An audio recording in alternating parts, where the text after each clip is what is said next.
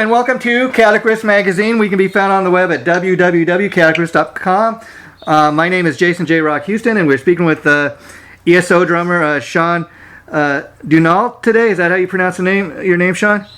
You got it. Okay, so you were the drummer, as I said, from a band ESO, and it, spelled out that it stands for Eco Source Omission. Could you tell us a little bit about the band's name?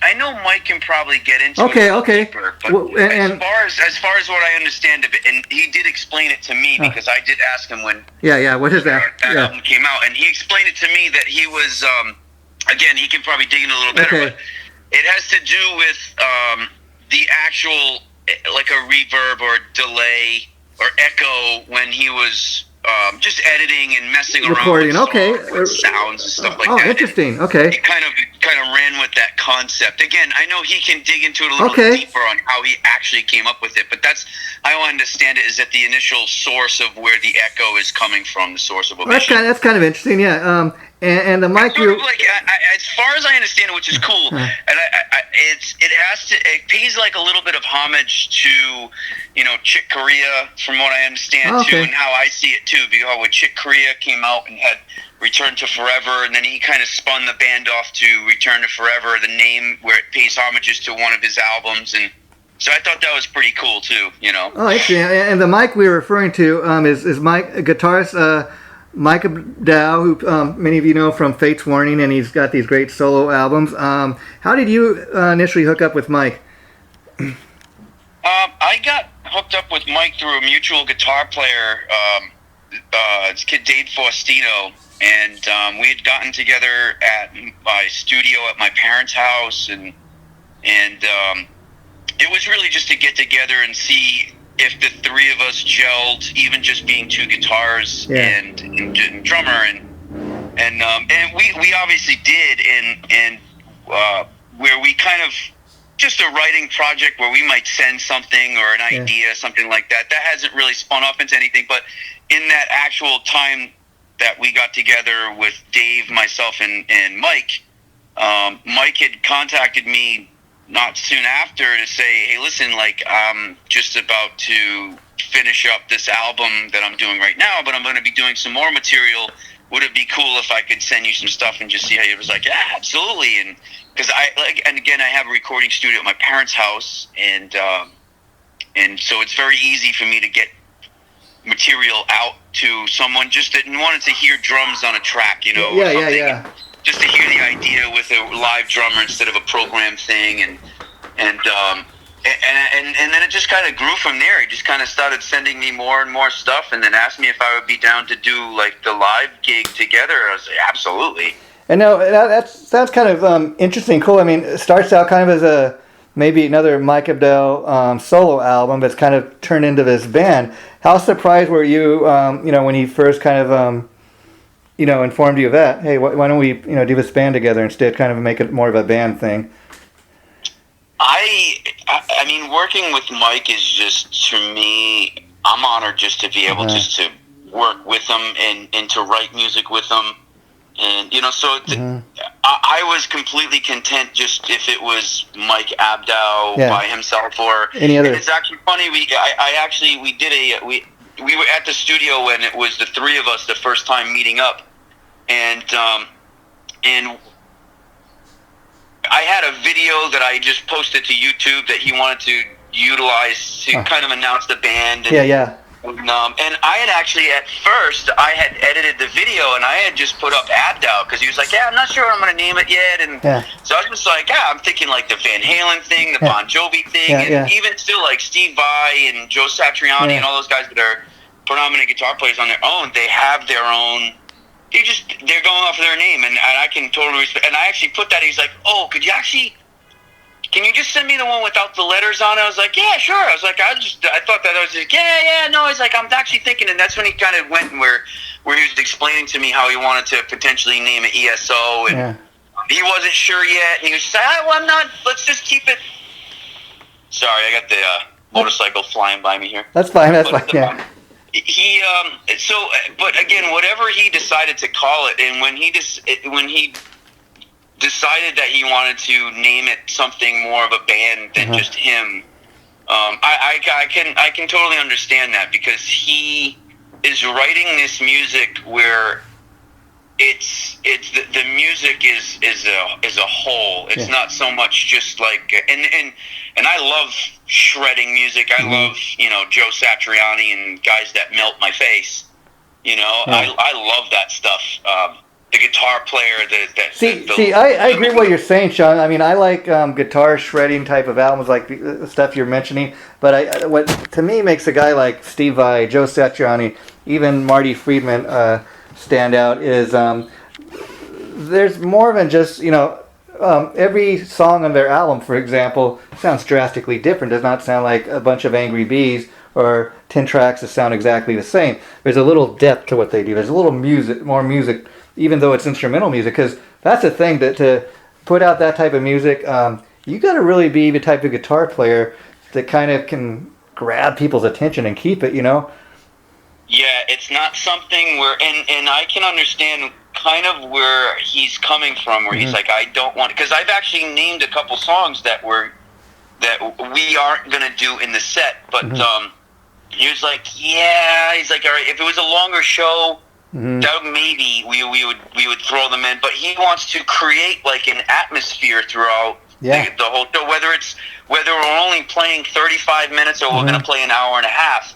He wants the show to just be like, not watch me watch all three of us play as many notes as possible in 35 minutes or an hour, but it's to really create something that like you watch from start to finish, and it kind of takes you through this, like,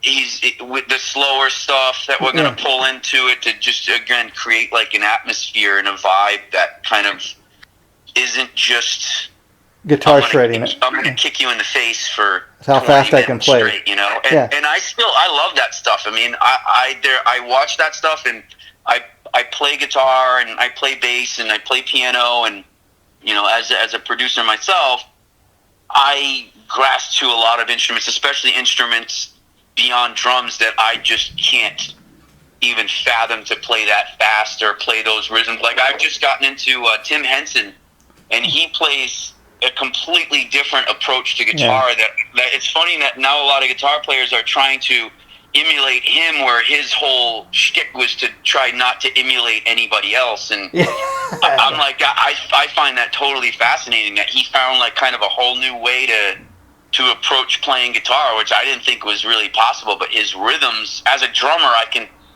figure his rhythms out. I'm like, that is really interesting how he's doing that stuff. Mike does that same thing to me too. It's that, like, I never know what to expect when he says, hey, I just sent you an email for a new track, or I doctored up this one, or I made some changes to this one, and check it out, and blah, blah, blah. Like, I have no idea what to expect, and that's the most fun part, is that I don't know what to expect. Whether it's going to be chill, whether it's going to be rockin', whether it's going to be really complicated, where I really need to sit down and not necessarily chart stuff out, but at least look at it in the session and go, all right, we're in 5 here, and then from here we're in 4. We go, and we're in 7, or we're in 9 here. Okay, just so I have a visual thing to follow while I'm practicing and learning the tracks. But I love the way that he approaches just a no fear about what. Yeah, it's almost like kind of charting out his own kind of thing in a way. I mean, it's amazing. Mike Abdal's the kind of guitar player, he could probably just be his own one-man band and get up on stage and do a total shred fest, and people would probably come and see that. But I think he wants a little more depth to the show, and it's kind of interesting you bring a guy up like Steve Vai. I'll never forget when my introduction to Steve Vai. I was a teenager at the time, and first thing I ever heard of Steve Vai was that David Lee Roth album, Eat 'Em and Smile.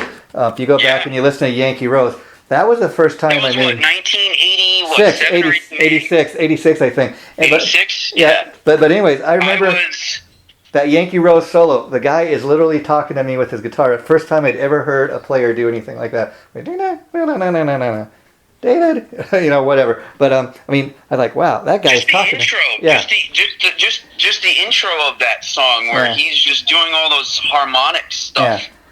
Where and stuff like I was so 1986. Yeah. I was 5 when that came out, but I still remember that. Yeah, you still remember it. I mean, and probably I still remember that. And probably I still get sucked down the rabbit hole on YouTube, and I catch myself watching all those old videos. I mean, probably just but it brings me back to what and why I started playing drums. There's just those big drum sets that you could barely see the guy's face behind him. He's completely buried back there, and what's it like to be the drummer, the guy in the backstage playing in this band? I mean, I understand you guys haven't made your live debut, but what's it like when you get together and you rehearse?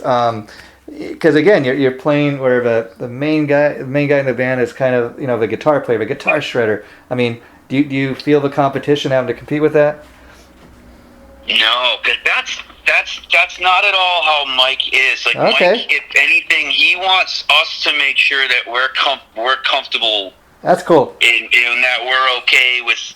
Am I too loud? And I'm just like, no, man, crank that shit up. He's like, but he's like, and I think that's where it comes into his want to give the audience that much more of a musical show than just to watch me play guitar. Just because when we shot the 2 videos, we drove to Pennsylvania, and it was like 6.5 or 7 hours and change one way, and it was just him and I in the car together, just literally. I think we might have listened to music like for a few minutes out of that whole time, because we were literally just talking about everything. I mean, but we got into so many different genres of music. From Pat Metheny to I'm a huge Dave Matthews fan. Wow. The whole jam band scene and that whole aspect of stuff where that kind of music where they're making it up as they're on stage a lot of the time. Oh, yeah. You just have to be on your toes and just be ready for what's coming, because what somebody's going to do might be a cool riff, and when the bass player starts to lock in with that riff, and then the keyboard player starts to lock into that riff, then I'm as a drummer, I'm going, all right, how can I lock in with this riff? And how much of this? Cool? So how much of this music you guys are creating is really improvisation in the sense? Because first, like I said, you got to really when you're creating this music and the people are listening to it, they come to a show or they buy the album, you got to be able to grab their attention. That's why if it was nothing but a shred fest, it would for a while, but after a while, okay, I've seen this, I can get up and go to the bathroom or whatever. But you got to really be able to get their attention. And I think it's a unique situation because it's a band without a lead singer. It's music that does not feature any vocals. So I would think there'd be a lot more room to kind of jam and just kind of come up on the fly of stuff, as opposed to if you had a singer where the words got to kind of be in sync with the music, Yeah. Actually, not really. No. Oh, really? That's surprising. There really isn't, and it's almost like I know that there's a lot of improvisation that happens in the overall creation of it. Yeah, that's what I get. But I know that Mike is very much when we find that sound, or there's he doesn't deviate. And actually, when you had mentioned about getting together and rehearsing, it really just feels like the album, and it feels like at home, where the first time we got together, it didn't feel like there was any kind of awkwardness or pulling or pushing or none of us was struggling to get it out. Even the complicated stuff that's twisted into different time signature changes, and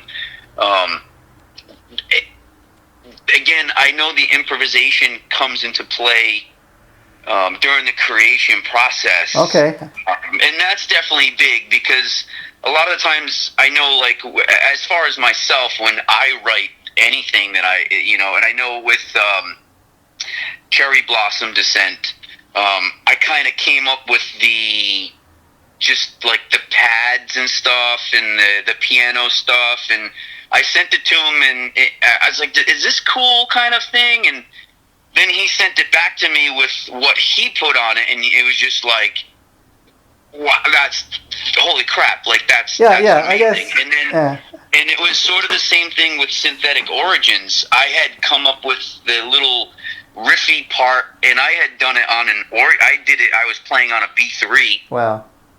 And it was just very, very, very simple. And he ended up actually kind of adjusting the part so it made more sense. Because he like I am not a player where I can play by ear, but I'm not someone who can look at charted music and go, oh, okay, you know.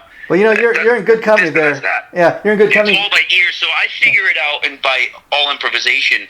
But then when I kind of find an idea, I try to hone in on that idea, and I try to then elaborate on that idea, still using improvisation. Yeah. But I actually find that it's this kind of music is cool because there isn't when we're playing it back. I mean, don't get me wrong, mm-hmm. There are embellishments that are going to happen on stage, and when we play it, it's not going to be note for note, 1,000%. And even Mike said it, like, you know, he was telling Steve, he said, listen, he's like, I'm not expecting you to be Tony Franklin, you know. Like, and the funny thing is that he actually came in with all of Tony's parts, all like written out, and he sat during the rehearsals, and he was reading it all out so he could really learn it and play it to be as authentic as possible. And I got to give him credit on that aspect by jumping in, and it's like by Mike and I getting together and playing this stuff live.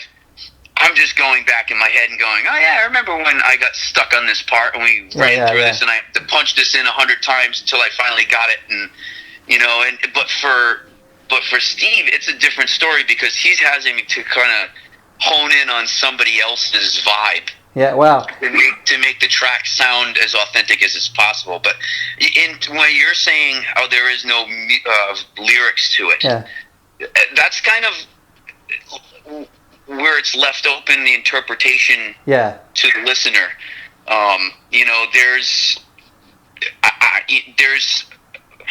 I think what you're saying is this is very different music than music that does have lyrics, because when a song that has lyrics, you can kind of listen to the song and get an idea of what it's about, where it's much more hard to do that with instrumental music. It's kind of really open in, well, okay, this is a happy tune. It gets me kind of dancing, or it gets me, I feel a little sad or depressed, whatever the case may be, you know. Right. And depending on, you know, the morning that you're listening to it, and you what's going on in life, get the vibe from it. Are you going to get this vibe from it? And you know, there's The Weight of the World that I know Mike wrote, and I'm sure that it has a lot to do with the birth of his kids, and you know, it takes on a whole new meaning. That song being instrumental, it has a meaning to him. But it might not have to somebody listening to it. It doesn't have kids or whatever. And when I listen to it, I think about also my kids, but I think also that I take on a different aspect because my daughter passed away 10 days after her second birthday. Oh, wow. Sorry to hear. Wow. So for me, when I hear the middle of the song and I hear the little laughing and stuff like that, it reminds you of her. I almost 100% of the time start cracking a tear here and there because it makes me think of my daughter in a good way. Because, you know, I even told Mike that when we were on our way to Pennsylvania. I said, I know it's not my daughter Ava, but it sounds just like her, that it makes me think of her. And I'm like, just popping the CD in, it's just that little reminder of like, I know it's not her voice on the album, it's Mike's daughter. Yeah, but it had that effect on you. And it's right, and it's a little bit of sadness, but it's also happiness. But again, I kind of take a different trip listening to that song, and that's totally for cool. Me, it's therapeutic. Yeah. That's totally cool. It's very therapeutic to listen to that song, you know. That's totally cool because I mean that is not what this song is initially or what he wrote it about, but I would think as the songwriter, and he hears that from a bandmate and his friend. Wow, my song had that effect on you. Wow, that's got to be quite the emotion. See, that's the thing. Instrumental music, it is very to me it's much more emotive because with just like a piece of music without any vocals, you could really kind of create the vibe. Yeah, and I know that's definitely Mike's thing. I mean, he's very much he's like me, where he'll spend so much time on his guitar tone or the shape of the shape of the bass, how the bass sounds in that whether he puts a little bit of distortion to it to give it a little growl and stuff, and it's really it's trying to capture like a particular vibe, and again, by not having lyrics, it's not having someone say, this is how I feel, and it's kind of not making you put your blinders onto the song, but sometimes and again, there are a lot of lyrical songs that they do take on different meanings. Of course. Why they wrote it for one reason or another. I mean, that's my thing, is like when you're listening to a song that has lyrics, a lot of times it's a little more obvious what the song's about if you just kind of listen to the lyrics. And again, maybe the songwriter wrote it about one thing, but a fan, like you said, a fan has a different life experience, and they take a page out of their life and they think, that makes me think of my family member who died in a car accident. That's not what it's about. Yeah. But it's kind of, as a songwriter, you think, wow, that's not what I wrote the song. But man, if it means that to you, that's kind of that's interesting. That's great that you got that out of this song that I wrote. Yeah, I think that's probably the biggest compliment outside of someone coming up to you at the end of the night and saying, "Oh man, you guys are really great." Yeah. And it just that, really, by all means, I appreciate it. I'm terrible when it comes to compliments. I mean, and I appreciate it. But I say I'm terrible at compliments because it's just I'm just. What do you say? Like, yeah. Yeah, and I'm literally just kind of like going up and just doing what I do every day, just noodling around. I annoy the crap out of my wife late at night because I have to learn songs or. See, just talking to you kind of seem like an average Joe in that sense that a fan could maybe come up to you after a show and say, hey, I really dug the show you guys put on. I love the drum solo or whatever, and you'd be like, oh, you talking to me? I'm just doing my thing, Yeah, and if nothing more, I mean, you'd find me, at the bar to have, to go and have an IPA with you, and literally just talk about it. I have so many people, especially drummers, with the type of drum set that I play, especially with the other band. I play in another cover band we play in a lot of very small venues, and it's very tough to have. What's the name of the band, if you don't mind me asking? The band's called XS. Oh, okay, cool. And it's out of Holden, Massachusetts, and we do a lot of disco and funk and R&B. Oh, that's cool. Latin music. So you're doing a little bit of everything. I mean, disco like Motown and all that kind of stuff. Wow. And it's that other itch for me to scratch, really. I mean, disco which is why I love playing with Mike, because that is that other itch that I get to scratch that I don't get to play at all with any other bands. That's cool because, doing like disco stuff, I mean, disco was king as you know in the 70s and that, and then you had all these people that disco sucks and this that, but you really get both sides of the fence, that people either really love it or they really hate it.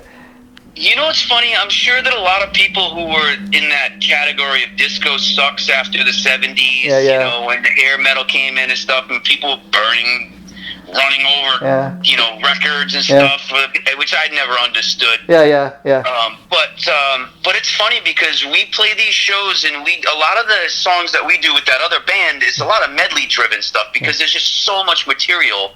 I mean, 40 years later. Mike does the same thing with Aquanet. He does a lot of stuff where they do a lot of medley kind of, not a lot of medley, but they do some medleys where there's just so much music you want to get people to hear and play that it's like, if we don't do it this way, we're only going to be able to get so many songs in the night, and we want to play X amount more, and so we'll do a medley of 6 or 8 songs in a matter of 5 minutes. Wow, kind of like the Ramones used to do. But and it's funny because at the end of the night, or at the end of the set break or something, and you see these people that are up dancing and stuff, and they're like, man, the second you guys broke into this song, you took me back into my car. Exactly. And and and then you guys broke into this one. I was like, oh my god, I remember this. I mean, you know, and it's just like it's because a lot of the stuff that like people don't play, or maybe they're afraid to play. Yeah.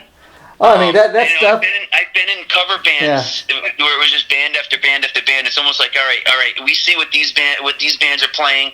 We have to play these songs because those work. I'm like, you do realize that there are millions of other songs that also do work, and that's kind of where Mike and I share the same wavelength because we listen to like everything, some really obscure stuff. I mean, and everything from classical music all the way up to Slipknot and Tool. Well, yeah, I mean, people. I mean, I'm everywhere in between. People would be surprised to learn like Richie Blackmore. He was really influenced by neoclassical stuff. I mean, if you listen to what he's doing now, and even the Deep Purple and Rainbow stuff. I mean, that's really what that guy was into initially, and then he kind of created his own sound. Look at Eddie Van Halen. I mean, Eddie Van Halen. I mean, I know his father was a classical piano player. Well, that's why, like, if you listen to a lot of the later Van Halen records, he incorporated keyboards into what they were doing. But I was going to say, earlier in the interview, you were saying, that you really don't read music. And I was going to say, you're in good company because you look at what a cat like Eddie Van Halen was able to accomplish, with the guitar. And it's interesting to find out he can't read a lick of music, but look what he was able to do. Right. Same thing is actually, it's funny because I follow Neil Schon from Journey, of course, on Instagram and Facebook and all that good stuff, and there's so many times he posts all the. I'm not sure if you follow Neil, but I've seen him, on there. Yeah. So I'm sure you see all the times that he posts, probably 4 or 5 times a day of him just sitting at his house, rehearsing in his room, playing his millions of guitars that he has. And it's I'm always looking at the comments, and I always read the sections. I always get sucked into the threads where the person asks, hey, that's an interesting thing that you're doing, like, by the way, what scale or what mode are you using? Yeah, and I love his responses. I love his responses because he says, I don't play scales, I don't know modes, I don't do my thing. I just play. He just does his thing. And I'm like, man, I respect that guy because look at how many hit after hit after hit after hit that these guys wrote that don't read a lick of music. See, they got their influences too, but those guys really did their thing. And their thing is not sounding like anybody else. I mean, it's sad that Van Halen is. I mean, I can't. Speaking of Van Halen, I can't believe, Monday was like the 1-year anniversary of his death. Can you believe he's been gone that long? It hardly seems possible, but I mean. Yeah, and I'm not gonna lie. Yeah. I mean, that actually hit me. I bet. Yeah. Harder than any other celebrity that passed. Yeah. Any other celebrity. I actually found myself going, like, I was sitting driving in my car and. Well, I'll tell you. Not even no music on or anything like that. I was driving my truck on the way to my brother's shop, and I'm just like, I actually broke down, kind of crying a little bit. I'm with you. Because in a way, I'm like, man, that's totally an end of an era. Totally. As far as music is concerned, even though that there are so many other musicians and bands that are going to go on, and the Bon Jovis and the Motley Crues and everything, but I'm like, man, with Eddie being gone, like I literally started to break down, kind of like when my uncle passed. Like it was that emotional for me. And even my mother came to pick up my daughter that morning. She knew. Yeah. And she was looking at me. She's like, "Are you all right?" I'm like, "Yeah, I'm just a little choked up." And she's like, "About what?" She's like, and at first she thought I was talking about my daughter, and then she started to laugh, and she's like, "Are you serious?" I'm like, "This is crazy." I know. I'm like, I can't even believe that I'm getting this choked Never up. met the guy, but he meant that. But I said, you know what? And then my mother understood because, man, I was born in 1981. Wow. By the time 1984 came out, I was already playing drums for a few years. Yeah. Literally wailing away on my dad's drum set. He bought me a little Fraggle Rock drum set that I beat the crap out of that and broke. I beat it up so much that he ended up buying me a 1972 or 73 Rogers little blue sparkle drum set that was like my first actual legitimate drum set, and Oh, wow. And I was playing to 1984, and I was playing to Van Halen, and I Wow. was literally playing to all of those albums with these giant speakers behind me, and that was how I learned to play drums, was just playing along to music. And Wow. I granted, I can't do that with guitar or anything like that, because as far as drums are concerned, it's so much easier to try to pick it up by ear. Now, here's a question for you as a drummer. A lot of guys will tell you, "Oh, I love to beat the drums because I can kind of get my aggression out." How is that true for you, or what? Or what's your thought on that? Yeah, there are the times where I just sit down at my drum set and literally there isn't a rhythm to be had or played. Yeah. It's just I beat the living crap out of it, just to treat it as a punching bag for. Even if it's 15 seconds and I put the sticks back down and I walk away and I'm just like, all right, because I don't have a punching bag at home, so that's kind of like what it is. But there are, I tend not to do that anymore because, man, when you whack a $400 cymbal, I hear you, But I mean, and then you come back to it after I just threw that. I guess what I'm asking is the day before, and I come back to actually sit down and play and. I turn and look at it, or I go to grab and choke the cymbal, and I can feel that there's a chip in it. I'm like, oh, you fool. Yeah, I guess what I'm asking is, like, there are drummers, like, one of my favorite drummers all time. The drum head, I'm like, oh, man, now I got to go buy a new drum head, or now I got to go replace the bass drum head because I just threw my foot through the beater, through the drum head. It's like, oh, that's stupid, Yeah, like one of my favorite drummers of all time, Carmine Appice. I had a chance to interview him a couple weeks ago. Oh, yeah. Super cool guy. He's awesome. What I love about Carmine is he's a real physical player. So much so that any band he's in, like he is the focal point of the band. I mean, even when he was in Rod Stewart, people knew who Carmine Appice was. He was such a physical player, and he's been on the scene so much that Carmine himself influenced. He plays with everybody. The guy just every time I turn around, he's playing with everybody. Him and Tony Franklin. Yeah, but I was going to say Carmine. Like, geez, these guys are with everybody. Carmine has been a drummer for so long, but he's one of the guys that influenced John Bonham, if you can believe that.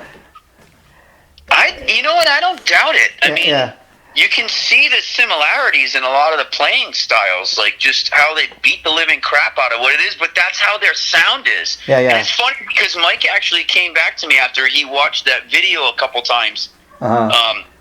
From the three of us being in the rehearsal room for the first time. Yeah. And he came back and he texted me when it was like at 1 o'clock in the morning or something. He's like, I just have to point out, he's like, man, your crack on the snare. He's like, the way that you hit your rim shot on the snare, he's like, it is so precise. It is so, like, the sound is so, it's so funny to hear people analyze what you do. It's something that you just do that's just so second nature to you. Yeah. But he's just like, it's so precise. It doesn't variate. Yeah. The sound doesn't variate. It's just very consistent, and it's just such a concussive crack. Yeah. That very few drummers really play with that type of, like you mentioned, Carmen and John Bonham, like those guys, and Alex Van Halen, Tico Torres, Tommy Lee. Oh yeah. All those guys that are just super, super heavy hitters, arena rock hitters. That's how I learned my style from, really. Wow. So I've just had to kind of, if nothing more, I've learned to dial it back. Yeah. Still be a powerful player, but dial it back to where I'm not smashing drum I hear you. anymore, and I'm not cracking cymbals anymore, and I actually have grown a decent collection of cymbals. My father actually lets me gig with some of his cymbals now and stuff, and play with his snares. So your dad, so you came from a musical family. Your dad was a musician too, huh? Yep, yeah. My dad's a drummer. He's been playing since he was a kid. And would you say Dad was your ultimate influence as far as the one that really kind of seen what he did and kind of really influenced you to kind of want to learn the drums? Yeah, it was always around, I look at it now with my kids growing up. Ava unfortunately passed away, but my oldest daughter, Bella, she's 7, and I have a 7-month son. Wow. That I look at them, and my daughter comes over and just sits at my drum set, and she comes and whacks away at it and full time. And if she has a want to get into it, I'm not going to push her. force her into it. Yeah, because I was never forced into music. I got into it out of the love of wanting to do it, and I saw my dad doing it, and I got a kick out of gigging, like watching him being at gigs, and that's my dad up there, and with all the lights and everything, and you know, my dad taking me to concerts, and I mean, my first concert was Bon Jovi, and when the first time that I heard them sound checking the bass drum, and all of a sudden that bass drum came up, and it was just, it's like, oh my God, I am hooked. Like that was my hair, like. I don't do drugs. I don't need to do drugs because that is my drug. Like, when I sit behind my drum set and I feel my bass drum sink through my stomach, I'm like, this is fucking awesome. That is cool. Now, oh, wow. So, 35 years later, I mean, I'm going to be 40 in October. Wow. I've been playing drums roughly, give it 35 years, give or take a couple years. But, I mean, I still get that same kick out of a drum set where the guys in that, even my cover band, when we're sound checking and he's asking me to give toms and, all right, floor toms, all right, play the whole kit. And he just sees me just going to town, and I see him chuckling and laughing. And he says it sometimes softly. He's just like, man, he's like, I can tell you just get off on doing this. He's like, it's not you're doing it because you have to come and play the gig. He's like, you want to, and you just freaking love doing it. If you were doing it strictly for a paycheck, you'd be kind of maybe like, when's the last song? Come on, I want to get home. I got things to do. But when you're doing something you love, you know, not just your bandmates, but the fans that come to the show, they can feel it. You know, they can feel if you're into it too, and it kind of bounces off the audience. And the thing is, like, I would think as a drummer, like playing those disco songs in the cover band, a lot of those disco songs, I mean, we're going on 45 years or more of like Saturday Night Fever, and that stuff is still just as good today as it was then, and a lot of that stuff has great drum grooves, you know. It does. I mean, it's taught me a lot of, I mean, playing, and again, growing up, I like I was telling you earlier, I had just these big giant, I forget what the speakers were. I mean, they were like the old school.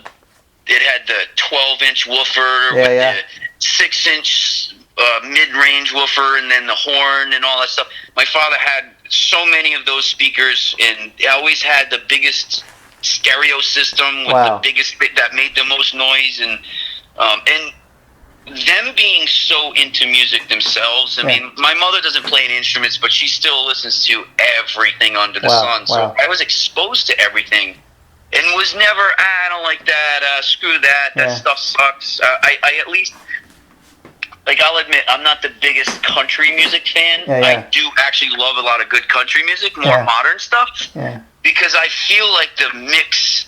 And I love how the drums just sound. And I tell the guys in my band now, I'm like, I don't even have to like the song, but I will listen to it just based on the fact of, man, the mix itself sounds amazing. Like the drums sound amazing. The guitars are right in your face.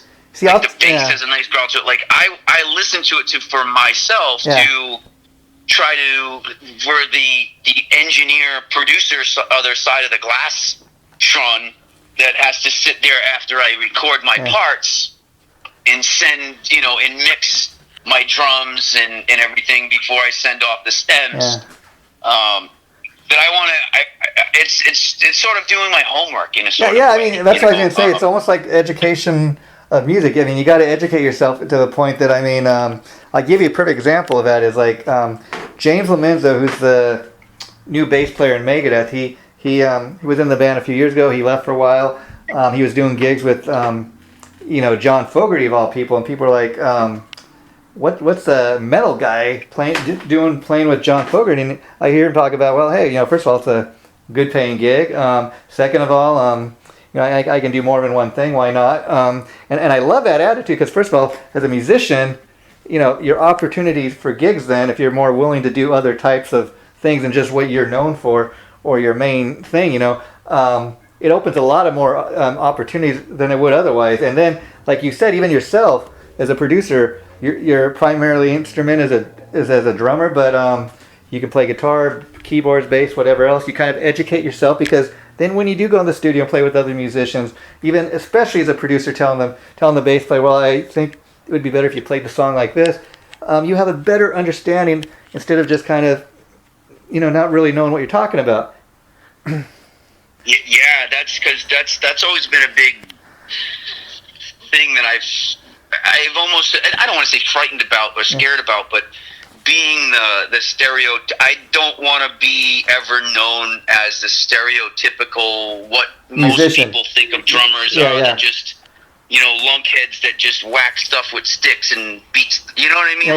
Because that is you get that so much. The stereotypical memes about how the drummers are just like they don't have to have any musical ability, not a musical ability, but you don't have to read music or. So when you get into the studio, it becomes an intimidating situation when they're calling for something to be a little bit more staccato or a little bit more legato. And I'm sitting there being like, what's this terminology that they're talking about? Even though that it has nothing to do with me. Yeah, it's good to know. They're just asking something, like you said, they're asking the bass player to do something more like, oh, can you just drag your notes out during the chorus and tighten up and and play more staccato? Or then I'm like, what's the difference between staccato and legato? And I have to be that, I'm not going to say it in the studio because I don't want to be that guy. Be like, what's the difference?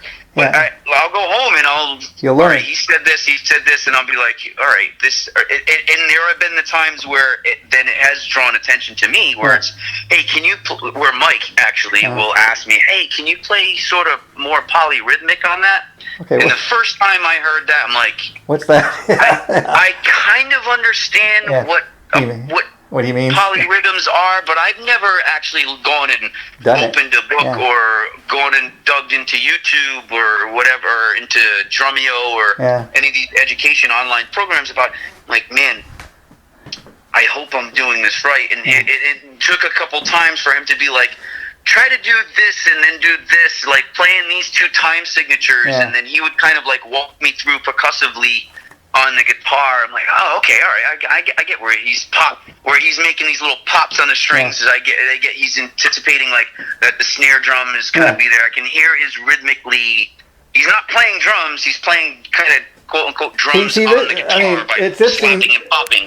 It's interesting hearing. Oh my God, why? I can't believe that I'm like, now I'm embarrassed because I'm just like, I know exactly what he was meaning, but the fact that he put a terminology to it, I'm like, it made me just be like, But see, it's interesting to hear how well do you know your musical terminology, and I don't. So that's again why I've tried to kind of really listen to a lot of different things. Where I always remember hearing Victor Wooten say it in an interview one time where he said it's like moving to a different part of the country, or even moving to a different country.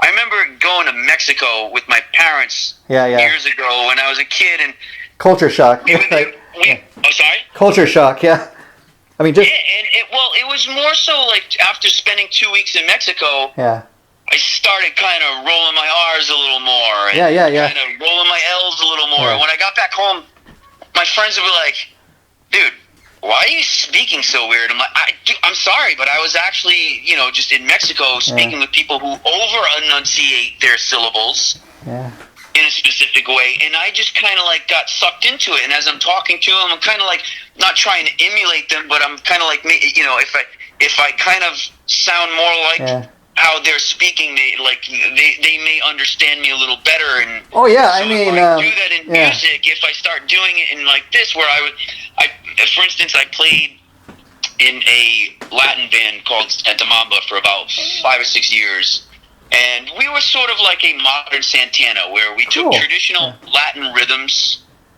drum and percussion-based rhythms, but then where Carlos Santana back in the 60s and 70s and 80s and whatnot, he infused blues and classic rock style guitar and music and sprinkled that over traditional Latin rhythms, where and when I was with Santa Mamba, we did the same idea, but we sprinkled like modern funk and modern rock and everything, a little bit of the progressive fusion and all that kind of fun stuff. And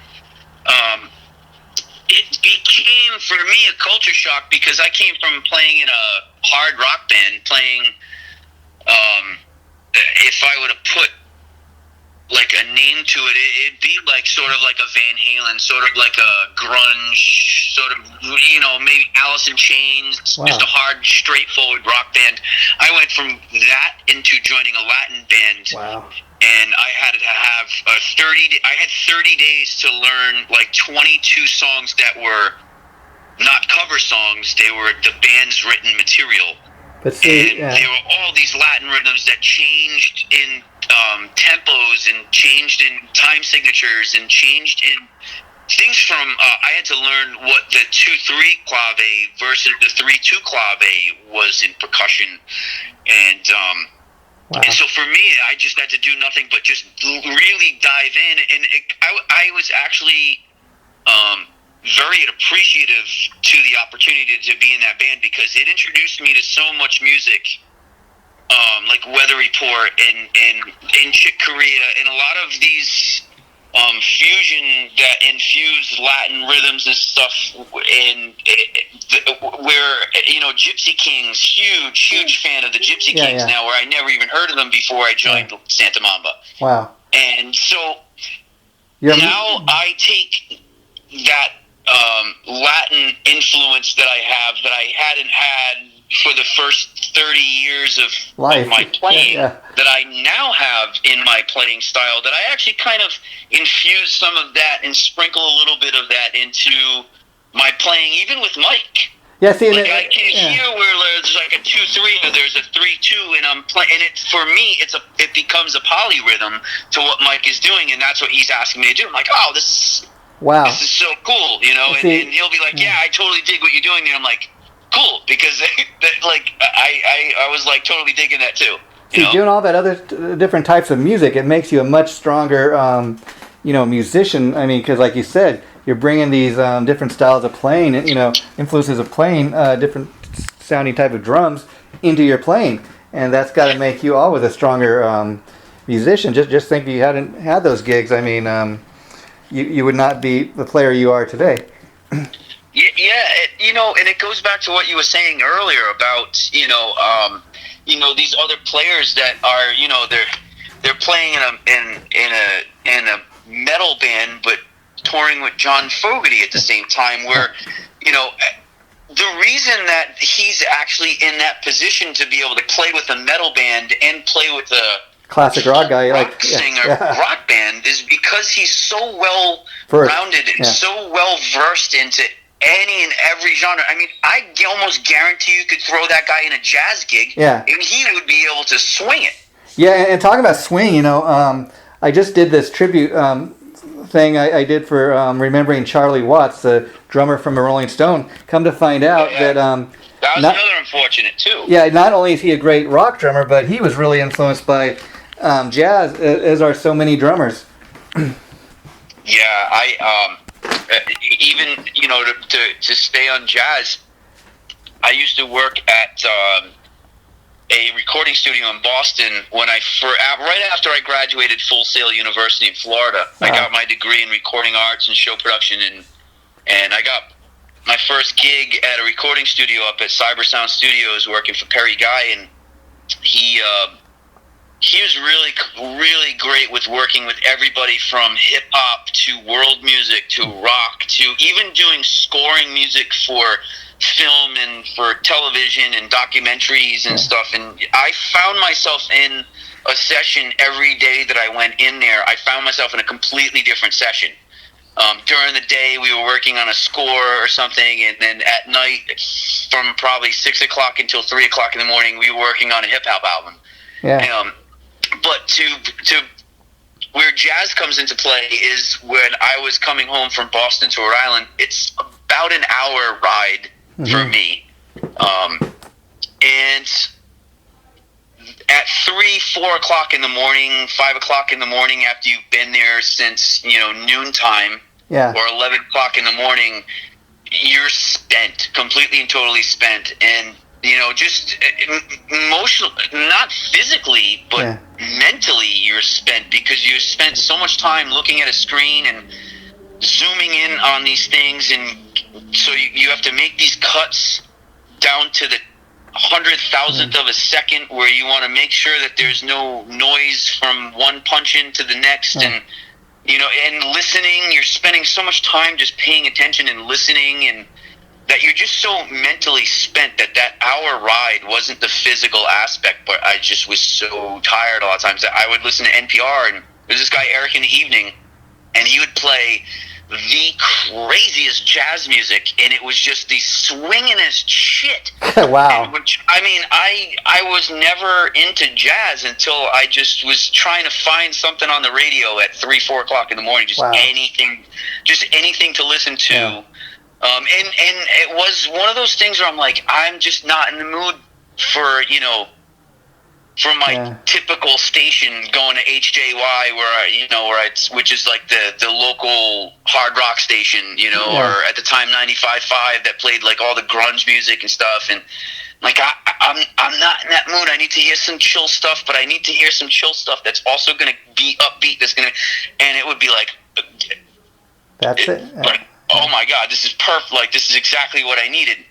And it was just, it got my mind mentally spinning again. Like, oh wow, like I need to pay attention to what's happening here, because there's some really great stuff happening here that I'm trying to now be like a sponge and try to absorb it in. Even though I know that this guy is going to go at the end of the track, I love that he took the time. He'd take the time and he'd say, this is so and so on the upright bass. This is so and so on the xylophone. This is so and so on the piano. So and so on the drums. So and so on the clarinet. So and so. I'm like, he went through the whole entire band. I mean, he would take 30 seconds and name everybody. If it was the whole. He went through the whole horn section. This one on trumpet. This one on trombone. This one on. And I'm like, this guy is awesome. He knows his stuff. Yeah.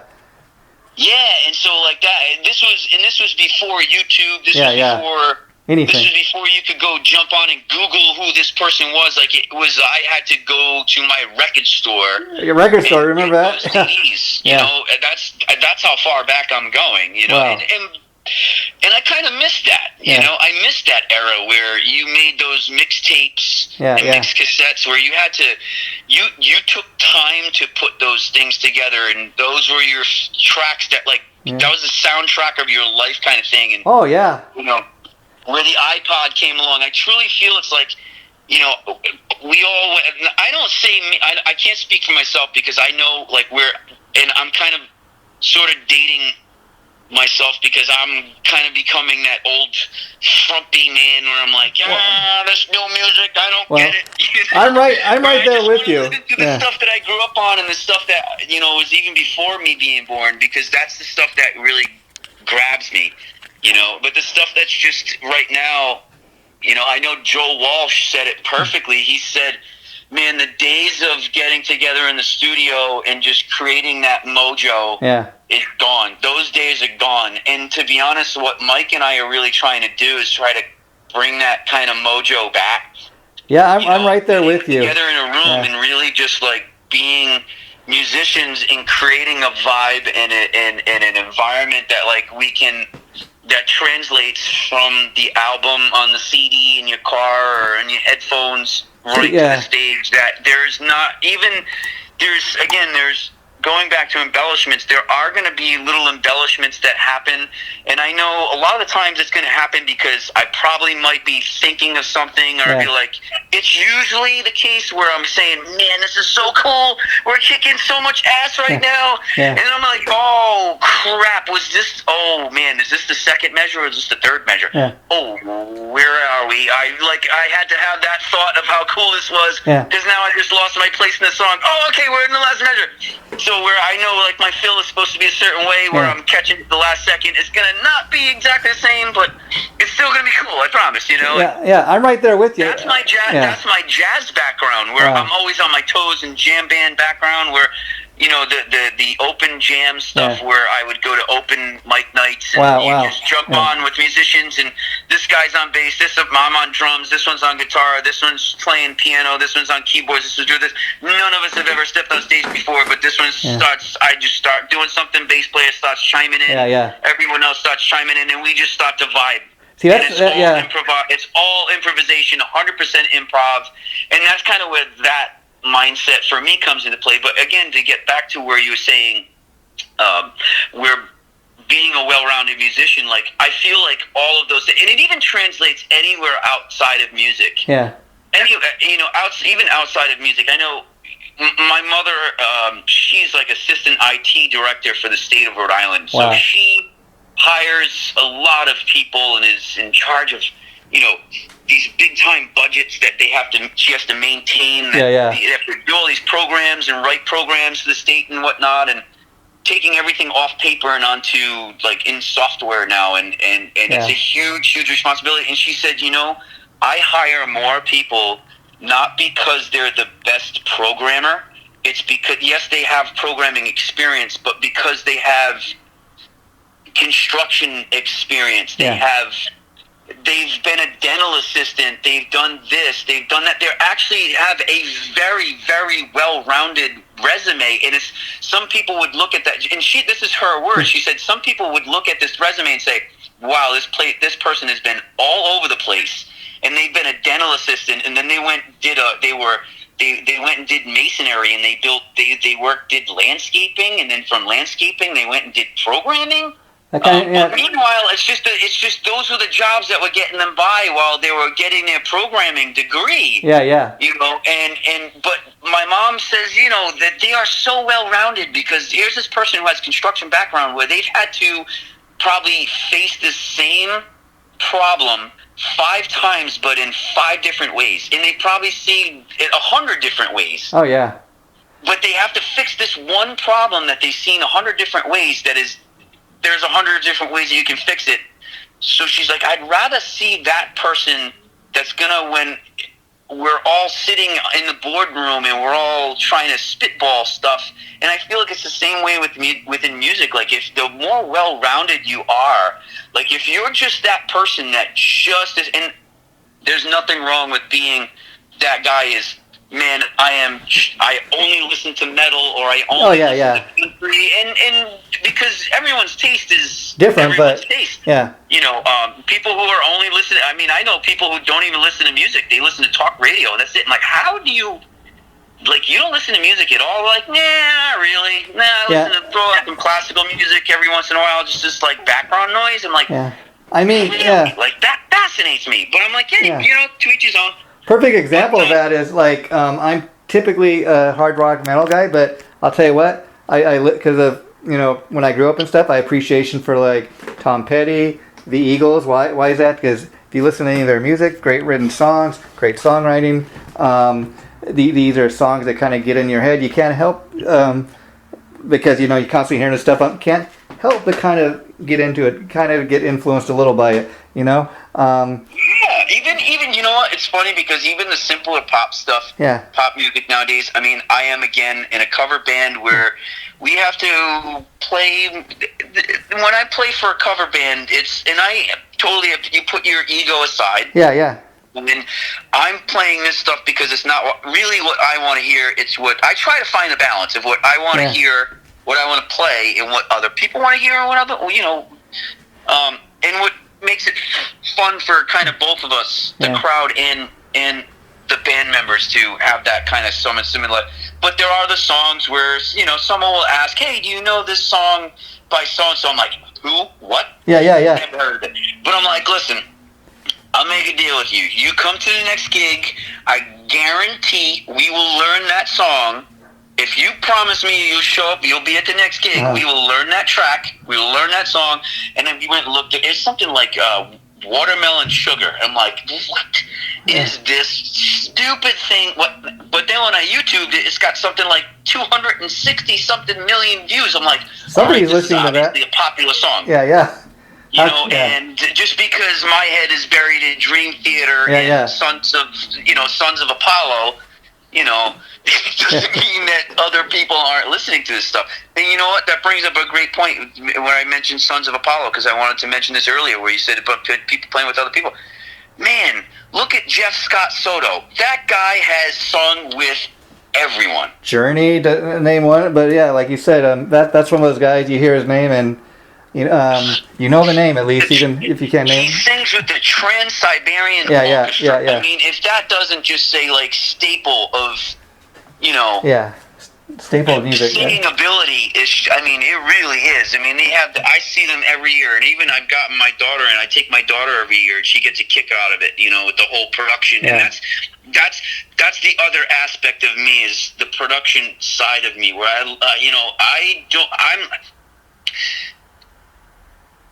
I totally get why Van Halen wrecked and trashed, dressing rooms and whatnot, because some would say, they were prima donnas because they didn't have the brown M&Ms weren't taken out of the bowl. I said, well, if you understand what I went to school for, and I understood, and I had to learn how to write a rider and contracts and and all the stuff, that when we go to a gig, we have to say, listen, we have X amount of equipment that requires X amount of power and lighting and all this stuff. So we need X amount of power. So when Van Halen would show up, they would say in the rider, hey, listen, we want, 20-point rigging for lights, and we want X amount of power, and we want so much wattage for our system. And by the way, we want the brown M&Ms taken out of the fucking bowl of M&Ms. And they open up they look at the bowl of M&Ms and they say, listen, you didn't read. They hadn't taken the brown M&Ms out of the bowl, what else haven't they done? Yeah. I mean, it seems like a simple, silly thing, but I mean, that's like rock and roll folklore now. The brown M&Ms, they didn't even eat the M&Ms. It was just, they didn't even eat the M&Ms. They wanted to see. That was the whole point that Eddie said. He said, we didn't even eat the M&Ms. That was just the easiest way to see if they followed through to the freaking T about what we wanted and what we requested for us to put on a show that Van Halen needs to put on a show. We want all this lighting. We want all these speakers because we want to give our audience the show that we know. When we used to go see the Who, Aerosmith, that's the show they put on. That's the show we want to put on, and nothing less. Nothing short of that. You know, Mike, we've mentioned Van Halen a few times during the interview, obviously an influence, but I was going to say, typically, like as part of a rhythm section, the bass player and the drummer are kind of interlocked together. It's kind of interesting that I'm sure it had a lot to do with the fact that they were brothers, but Eddie and Alex, like they were, Eddie was more interlocked, for example, when with Alex, I guess, being his older brother and all, but like you kind of see, I mean, just imagine when Eddie died, what it was like for Alex. I mean, not only is his kid brother, died before him, but that's the only guitar player he played with his whole life. Could you imagine the thought for Alex of even getting up on stage and playing with another guitar player? It's kind of interesting. I don't think he ever will. Which is really, really sad. I mean, and I don't even think there'll ever even be. I mean, I'm sure there'll be a tribute thing, and eventually, I follow Wolfie, and I know it's extremely personal for him. And you know what? I mean, I know a lot of fans are pissed to hear him say, "Listen, I'm never playing a fucking band. Like, get over it." Like, and for him, it's got to be extremely painful. Yeah. Of course, yeah. Even that song, "The Distance." I mean, look at the video, You want to talk about a song that I swear I've watched that video and I've seen all the fan footage, because I'm a huge fan of Wolfie. And especially his music that he put out. Like, I did not know what to expect, and I was completely surprised by that album. And I knew I didn't know what to expect when I read Eddie's interviews, where he said, listen, you guys don't even know what you're in for, because it's not at all what you're thinking it's going to sound like. And he was 100% right. And but man, that song, "The Distance," again, going back to my daughter that passed, like, that is a song, and that is a true testament to show you how much of an incredible musician, writer, and even a poet that Wolfie is, because he has the ability to write that song, "The Distance," before his dad even passed. Yeah, can you imagine? I mean, he wrote that where he said, I'm going back to an interview that I read that he did, and I don't know what the interviewer was, but he said along the lines where he said it's one of those things where you kind of, you're sitting around and you're sitting there being like, shit, man. And I do the same thing. My dad, my mom and dad, they're in their late 60s now, and my dad had a horrific motorcycle accident. He's lucky to be alive. Wow. So I've had those moments where I've had to, while he was in the ICU recovering from his motorcycle accident, to be like, is this it? Like my dad is one of my best freaking friends, whether it's music or cars. I mean, him and I built cars together and classic cars together with my brother at my brother's shop, and I'm like, man, this is like, besides my wife, this is literally like my best friend, and I can't even imagine. But at some point, like, you kind of place yourself, and I know my father had to, when my grandfather passed, and same situation, his best friend. I'm like, man, here's this kid who is putting himself in like that mindset before his father's even gone, where I'm sure that song is incredibly difficult for him to play now. Oh, yeah. I'm sure that he didn't anticipate having to do that, like it being that difficult for him, because he wasn't anticipating his dad to be gone for another 30 years at least. Oh, yeah. And the interesting thing about that is, getting back to, a year ago, I remember when it was announced on TV. I'm in my living room, sitting at the computer desk. It says, rock icon Eddie Van Halen dies today of cancer. And then you come to find out, we all knew he was battling cancer, but I did not realize it. Like, his battle with cancer, like, since 2002, so it was like over 20 years. He battled cancer. I think that's got to be one of the longest battles anybody's gone through. But even knowing he was ill, I was kind of still, like you said, because I guess I didn't know it was that bad, the cancer was that bad, but none of us. I didn't either. I knew he had, I know he was battling it, but I only knew it for a few years. Yeah. I didn't know it was that long. And I was like, wow. And then I started hearing rumblings out he's going between the U.S. and Europe to get treatment, and it just was, like you said, just sad. Even though I didn't know the guy, I grew up on his music. It really, I can't even believe it's been a year, but that's sadly the case. Now, I want to ask you, Shawn, before we wrap this up. As far as the album you guys are working on, is the album complete? Do you have a release date for it? Has it been released yet, or? So Heart Signal is already out, and he's currently working on some new stuff. As far as he probably maybe have, I put a number on it. I want to say he probably has sent me maybe between not even complete songs, but as far as like 2-minute ideas, 3-minute ideas, or maybe even like a 6-minute idea. And what I love about Mike is that he has the ability to self-edit. Okay, yeah. Where, I mean, I'm just kind of mind melted on everything that he does. So for me, I'm going, oh, really? Oh, you're going to cut that part out? Yeah. I like that part, but at the same time, like, he's looking at it a little bit different. He's playing chess, I'm playing checkers. Oh, he's like, yeah, but I want it to flow a little better, and like, yeah, no, and then now that cut is gone, and I hear it a few times through, I'm like, okay. And that's where it goes back to where I was saying earlier, when he sends me an update. Hey, I send you an update on this thing, and a lot of times it's like working tracks, like, I sometimes it's. So you got the plan right now is to kind of continue recording tracks, and then maybe when you get enough for a EP or even a full length, then maybe it'll be a CD in the works. Yeah, I definitely think that there's something in the future. I mean, it's so hard to put a timetable on it. I hear you. Especially the fact that the world's kind of. I say kind of. I'm hoping getting more back to normal, but I know, well. Heart Signal, I want to say, was a couple years in the making, where he started, from when he started sending me, like, the ideas, to where they started to really come into fruition, to where those, sending it back and forth, and some edits, and he'd add some pieces, or take some pieces out, or make these pieces a little longer, or make this part a little happen, where it started to come into songs where we were like, all right, now we can learn them as songs, and then whenever it's not like we need to go and jump into a studio and wait. You just kind of do it. Again, the studio is right at my father's house, so we do all the tracking. At least for drums, we do all the tracking right there. The drums are in the room, the mics are all right there, the console's right there. Everything's plugged into the same channel, so nothing ever changes.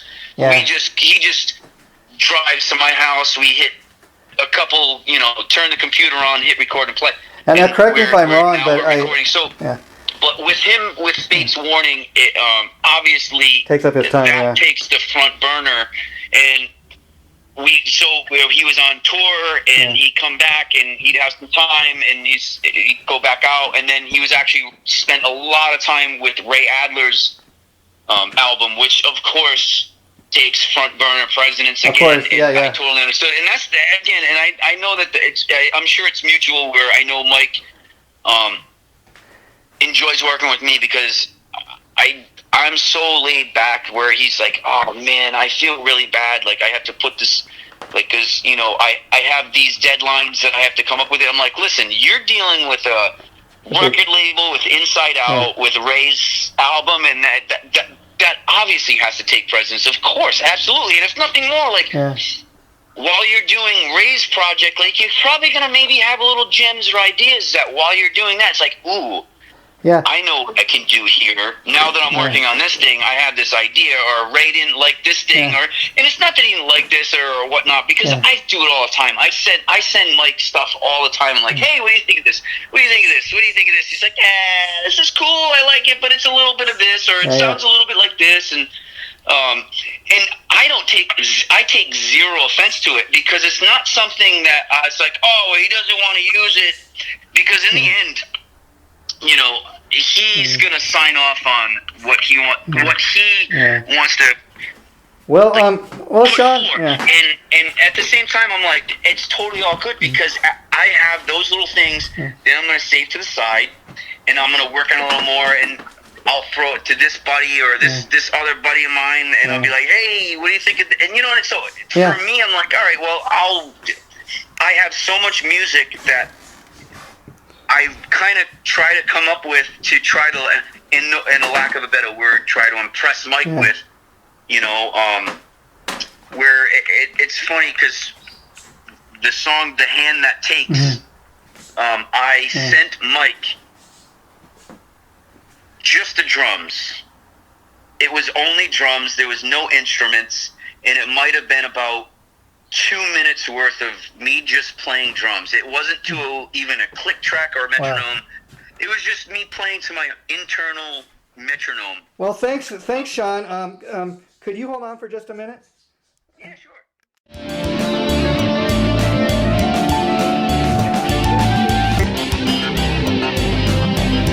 Chaotic Riffs Magazine